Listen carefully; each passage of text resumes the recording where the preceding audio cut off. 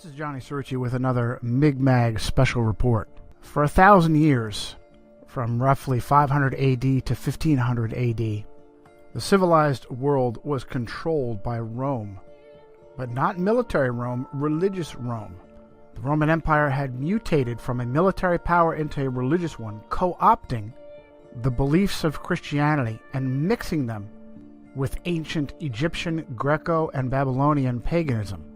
Christian doctrine that came directly from Jesus Christ and was transcribed in the Bible stated that each individual had the liberty and independence to govern their own salvation by cultivating a personal relationship with Jesus Christ. The new religious Roman Empire insinuated herself in between Christ and the believer and said if you wanted to have your soul saved, you had to rely on the priests, bishops, and cardinals of Rome. This was the worst kind of slavery because it was a slavery of disinformation.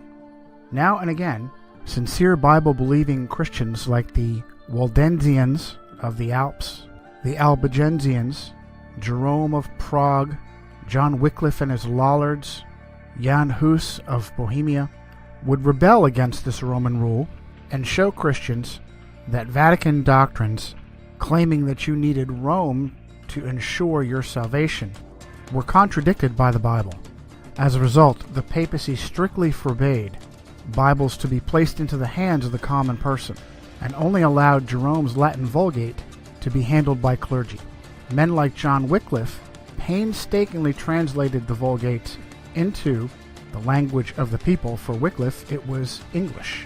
English Bibles were then slowly and carefully copied and handled by Wycliffe's followers, who handed them out to and taught the people. In response, Roman authorities captured Wycliffe's followers, called Lollards, tied their Bibles around their necks, and burned them alive. It's what so-called Christian Rome did to all of her enemies, including Jerome of Prague and Jan Hus. John Fox's Book of Martyrs, originally titled Acts and Monuments, is completely filled with examples of Catholic authorities torturing and murdering Christians.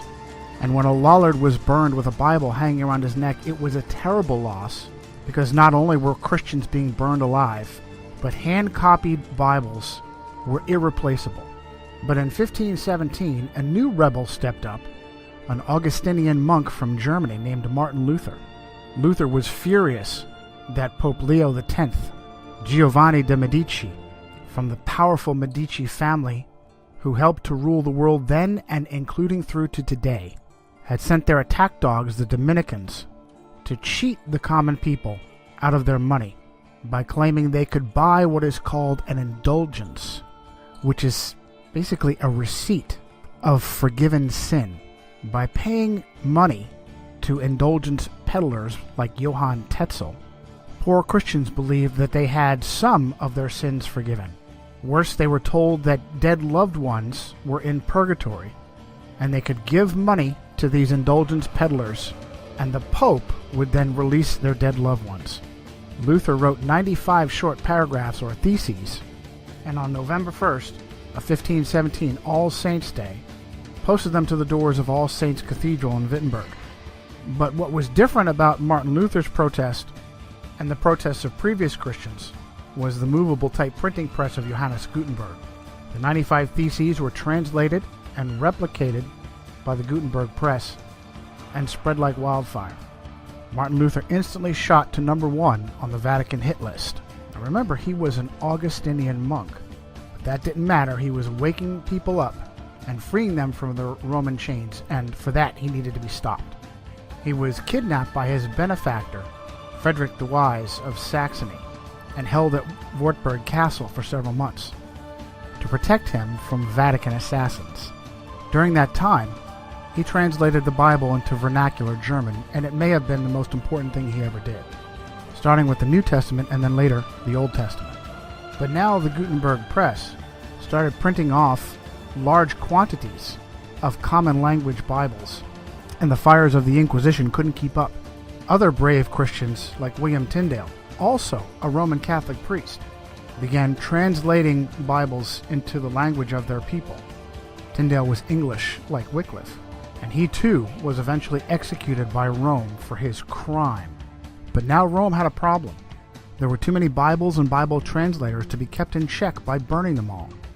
A new tactic was born, a tactic that English Cardinal Thomas Wolsey called learning against learning. And that tactic was to discredit the Bible in order to force people to return to accepting Rome as the ultimate authority over their body and soul. In this tactic of learning against learning, Rome would literally rewrite reality and weave a false reality matrix that we now all swim in to this day. For thousands of years, mankind understood the earth to be flat and stationary. Only rarely did men like Pythagoras attempt to claim otherwise. And it's interesting to note that many Freemasons consider Pythagoras to be one of the first of their craft. But now rewriting our reality as a tactic to discredit the Bible became a top priority in the face of Martin Luther's 1517 Reformation, Protestant Reformation.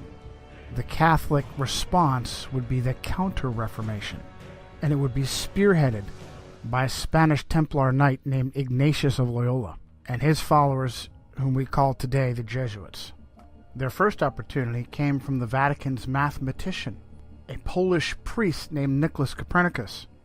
Copernicus gave birth to the modern heliocentric model of the universe with his work De Revolutionibus Orbium Celestium, on the revolutions of the heavenly spheres. Copernicus knew he was weaving a matrix of lies and wanted to hold publication of De Revolutionibus until after his death. But powerful Roman Catholic clergy like Tiedemann Gies, Bishop of Culm, and the papal secretary himself, Johann Wiedmanstadt, forced him to publish in 1543. The facts that Catholic clergy forced Copernicus to publish, or that Copernicus was the Vatican mathematician, or that he received his doctorate in canon law from Bologna University. Canon law are the precepts by which Rome governs nations. Adam Weishaupt was a doctor in canon law. Or that he was a Roman Catholic priest. These have all been swept under the carpet. But Copernicus never married, and even the Catholic Encyclopedia had to note that in 1537 King Sigismund of Poland put Copernicus's name on the list of 4 candidates for the vacant episcopal seat of Ermland, which makes it probable that at least in later life he had entered the priesthood. Also swept under the carpet has been the timing of the publication of De Revolutionibus, right on the heels of Martin Luther's Protestant Reformation. And if that's not clear enough for you, how about this? A Vatican agent named Georg Joachim Redicus, who was originally born Georg de Porus, had insinuated himself into the Luther Reformation and was in Wittenberg when he left to become a close student of Copernicus. Sources like Wikipedia claim that Redicus was sent from reformer Philip Melanchthon, a dear friend of Martin Luther, but it is absolutely Roman Catholic disinformation. In the Table Talk of Martin Luther, the great reformer is quoted as having said, "There is talk of a new astrologer who wants to prove that the earth moves and goes round instead of the sky, the sun, the moon, just as if somebody were moving in a carriage or a ship might hold that he was sitting still and at rest while the earth and the trees walked and moved. But that is how things are nowadays. When a man wishes to be clever, He must needs invent something special, and the way he does it, he must needs be the best. The fool wants to turn the whole art of astronomy upside down. However, as Holy Scripture tells us, so did Joshua bid the sun to stand still, and not the earth. In his lectures on the book of Genesis, Luther said, "We Christians must be different from the philosophers in the way we think about the causes of these things. And if some are beyond our comprehension, like those before us concerning the waters above the heavens, we must believe them and admit our lack of knowledge rather than either wickedly deny them or presumptuously interpret them in conformity with our own understanding." The great reformer Jean Calvin, also known as John Calvin, called Copernicus a dreamer who has a spirit of bitterness and contradiction, reprove everything and prevent the order of nature. "We will see some who are so deranged," Calvin said, "not only in religion, but who in all things reveal their monstrous nature, that they will say that the sun does not move, and that it is the earth which shifts and turns. When we see such minds, we must indeed confess that the devil possesses them, and that God sets them before us as mirrors in order to keep us in his fear. So it is with all who argue out of pure malice, and that happily make a show of their imprudence. When they are told this is hot, they will reply, no, it is plainly cold. When they are shown an object is black, they will say, no, it is white, and vice versa. Just like the man who said that the snow is black, for although it is perceived and known all to be white, yet he clearly wished to contradict the fact. And so it is that they are madmen who try to change the natural order, and even to dazzle eyes and benumb the senses. Do you think Calvin knew how the Freemasons were used by the Jesuits? When they are shown an object as black, they will say it is white. We're talking about our government here. No, we're talking about a crime, Bill, pure and simple. Y'all gotta start thinking on a different level like the CIA does. Now we're through the looking glass here, people. White is black, and black is white. Very quickly, Rome jumped upon this new model of the universe, and Jesuits like Christopher Clavius used Copernicus and his work to fabricate the Gregorian calendar, the calendar we all use. Rightly did the prophet Daniel say in chapter 7, verse 23, that during his vision, a being standing near him said, "The fourth beast shall be a fourth kingdom on the earth, which shall be different from all other kingdoms, and shall devour the whole earth, trample it, and break it into pieces. The 10 horns are 10 kings who shall rise from this kingdom, and another shall rise after them. He shall be different from the first ones, and shall subdue 3 kings.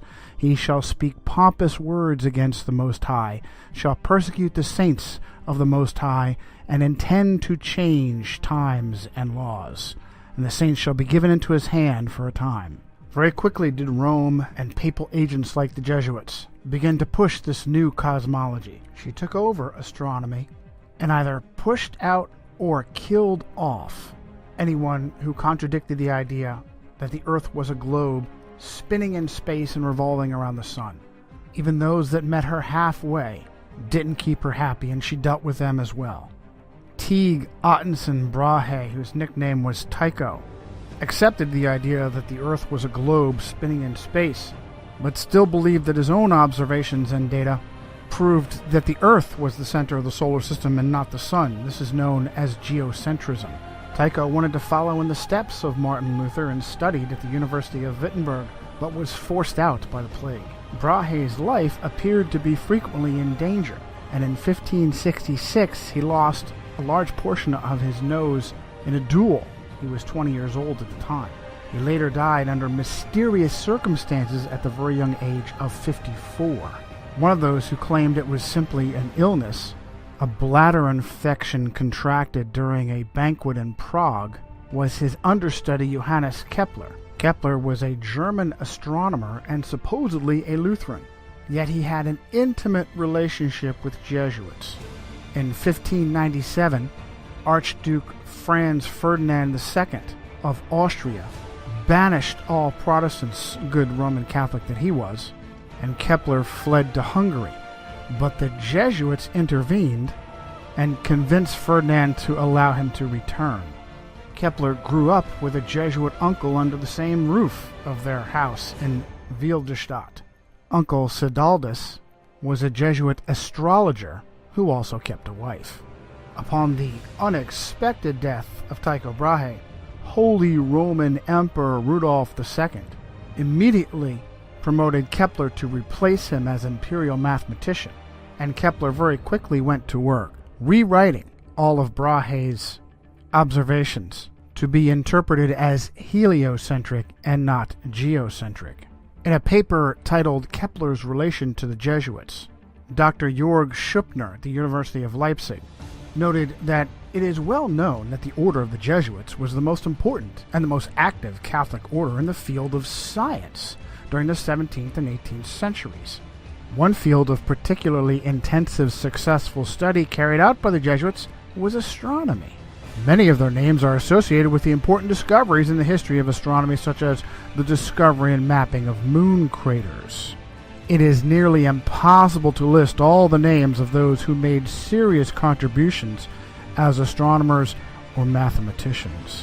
One aspect of the considerable role the Jesuits played in the history of astronomy was their support of Johannes Kepler.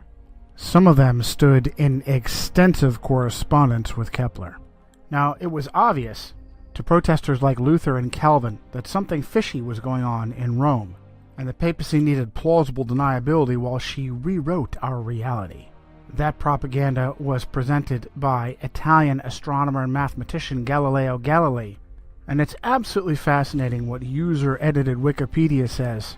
In the entry for Galileo Galilei, under the subtitle Galileo, Kepler, and Theories of Tides, Cardinal Bellarmine had written in 1615 that the Copernican system could not be defended without, quote, a true physical demonstration that the sun does not circle the earth, but the earth circles the sun.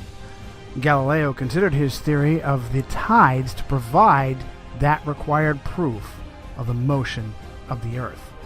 Now, there's no link on the name Cardinal Bellarmine, which is unusual for Wikipedia. Maybe that's because Cardinal Bellarmine was Robert Bellarmine of the Society of Jesus, one of the most powerful Jesuits of his time, who was canonized as saint in 1930 and named a doctor of the church.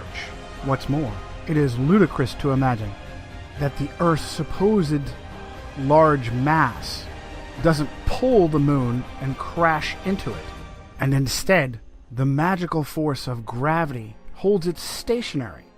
Even more ridiculous is the idea that the moon affects tides by pulling on the water. Again, the magical, mystical force of gravity is blamed. South African author Thomas Winship wrote in 1899 his book Zetetic Cosmogony. If the moon lifted up the water, it is evident that near the land the water would be drawn away and low instead of high tide caused. Again, the velocity and path of the moon are uniform, and it follows that if she exerted any influence on the earth, that influence could only be a uniform influence. But the tides are not uniform. And Winship uses examples from South Africa. At Port Natal, the rise and fall is about 6 feet, while at Beira, about 600 miles up the coast, the rise and fall is 26 feet. This effectually settles the matter that the moon has no influence on the tides. But Protestant reformers were on to Rome. She knew she needed a smokescreen, and she provided it. Suddenly, history was rewritten, and rather than pushing with her own agents, like Copernicus, Kepler, Galileo, and others, to rewrite our cosmology, suddenly the papacy was a defender of the flat earth. Well, just look what they did to poor Galileo. Let's do. Supposedly, Galileo was tried for heresy at the hands of that evil flat earther, Jesuit Robert Bellarmine. He bravely stood by his guns and humiliated the church with a heliocentric spinning ball earth. What happened to Galileo Galilei? Well, for the last few years of his life, he was put under house arrest. Have you read anything about the Inquisition? Do you know what the Inquisition did to people when it truly considered them an enemy? Things like rotating their arms backwards until they were pulled out of their sockets, inventing special instruments that could be jammed into a person's body to rip open their bowels, putting them in a special sarcophagus filled with spikes that would jam into them to the bone. Did you ever hear of Edgar Allan Poe? Are you familiar with his short story, The Pit and the Pendulum? About a swinging, razor-sharp pendulum that lowered across a victim and would take hours to slowly saw that victim in half. Did you know it was based upon the Inquisition? A little-known secret is that the Jesuits now own astronomy. When their missionaries went across the world, across our flat earth, the first thing they did was insinuate themselves in royal courts to become the official astronomer of that kingdom. China is a great example. One of the first Jesuits in China was Matteo Ricci. Ricci and his successors like Adam Schall and Ferdinand Verbiest were all the royal court astronomers and eventually fabricated the calendar for the Chinese emperor. Today, the Jesuits even have their own observatories both in Italy and in America. They use their puppets in American government to steal Apache holy ground on Mount Graham in Arizona. Are they reaching out extraterrestrially or interdimensionally? They appear to have answered our question with the latest piece of technology on Mount Graham, the Large Binocular Telescope Near-Infrared Utility with Camera and Integral Field Unit for Extragalactic Research, also known as Lucifer. And it's not surprising given the success the Jesuits have had in rewriting our reality. Now, we're supposed to believe that Rome was against the spinning ball Earth heliocentric cosmic accident cosmology of our modern understanding. Yet at every step of the way, Jesuits or Jesuit agents were there to bolster our false reality, hiding whenever possible behind convenient Jews. And for more on that, see our special report, It's the Jews, from Johnny Cerrucci and Migmag. Needing to contrive an origin for our accidental existence that contradicts the Bible, Jesuit-trained Belgian priest Georges Lemaitre is the father of the so-called Big Bang Theory, the idea that first there was nothing and then it exploded. He was a close co-worker of just such a Jewish puppet, Albert Einstein. Einstein bolstered the Jesuit cosmology with his convoluted theory of relativity. The problem was that observations of both scientists and laymen weren't matching what so-called astronomers were telling us. And so Einstein fabricated the theory of relativity to claim that your reality was relative to the time-space continuum. It is purposefully almost impossible to understand. You're just supposed to trust science and astronomy. The Jesuits then jumped on with dinosaurs and Charles Darwin to claim the Earth is billions of years old. And wherever Darwin's theory of evolution had holes, Jesuits stepped up to fill the gap. Jesuits like Pierre Teilhard de Chardin, the father of the New Age, after fabricating the ape-like pre-humans that we supposedly came from, even students of evolution became concerned that there was a, quote, missing link between primitive apes and modern humans. A discovery was made in 1912 to bridge that gap. Having been found in Piltdown, East Sussex, England, it was named Piltdown Man.